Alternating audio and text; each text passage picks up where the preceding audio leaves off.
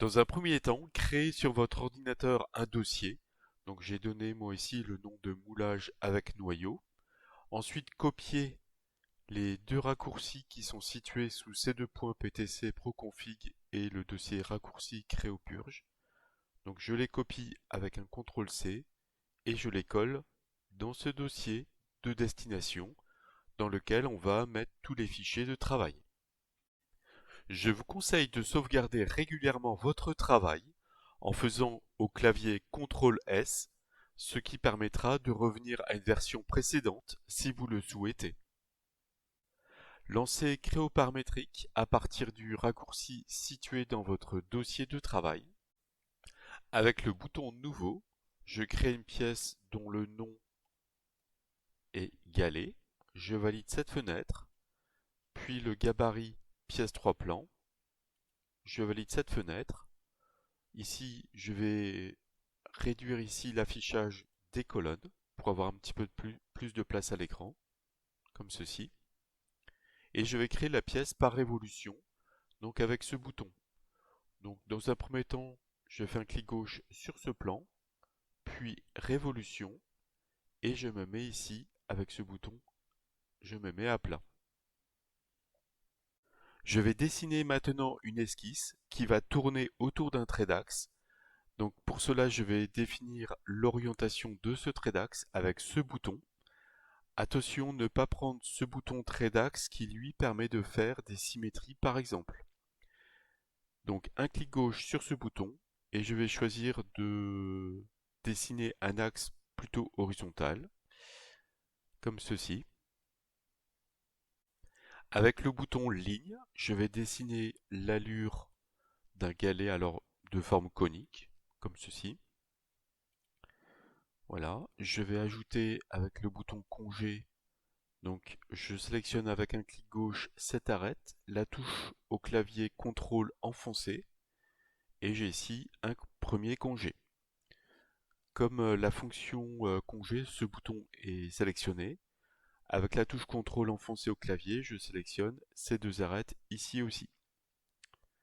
Ensuite, avec le bouton ligne, je vais dessiner une forme intérieure. Donc je vais créer un chambrage, comme ceci. Donc ici, on voit que Créo cherche une intention de conception avec le symbole parallélisme.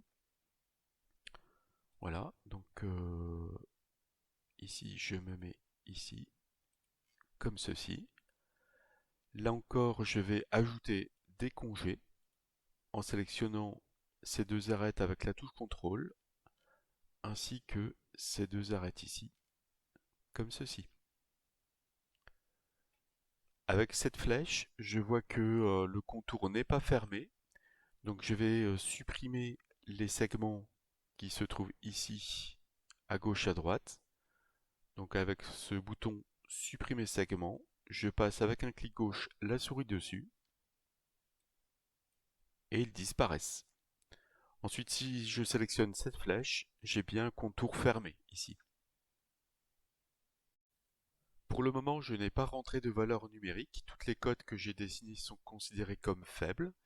Si je valide le bandeau supérieur, Créo arrive bien à dessiner la pièce. Maintenant, je vais rééditer l'esquisse. Je me mets à plat. Je peux déplacer les cotes comme ceci et changer successivement chacune des valeurs et les rendre fortes. Ou avec un clic gauche, je vais ouvrir une fenêtre et sélectionner toutes les cotes. Et avec le bouton modifier, je vais agrandir cette fenêtre-là. Et pour la cote de 415, je vais changer ici la valeur.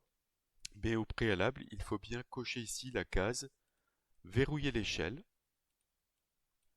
Ici, je vais mettre une valeur de 80 mm. On voit que toute la section, toute l'esquisse a changé. Je valide cette fenêtre de modification des cotes et je peux valider ici le bandeau supérieur. Je vais modifier un petit peu encore le modèle 3D en rééditant l'esquisse avec le bouton modifier la définition. Je me mets à plat, Je voudrais une longueur totale, donc entre le côté gauche et le côté droit, donc de 100 mm. Donc ici, je vais supprimer cette cote de 50. Je mets une valeur de 100 mm, comme ceci. L'épaisseur à droite, je vais mettre 8 mm. Je vais créer la cote ici euh, entre ces deux arêtes-là, où j'aurais pu sélectionner aussi l'arête horizontale.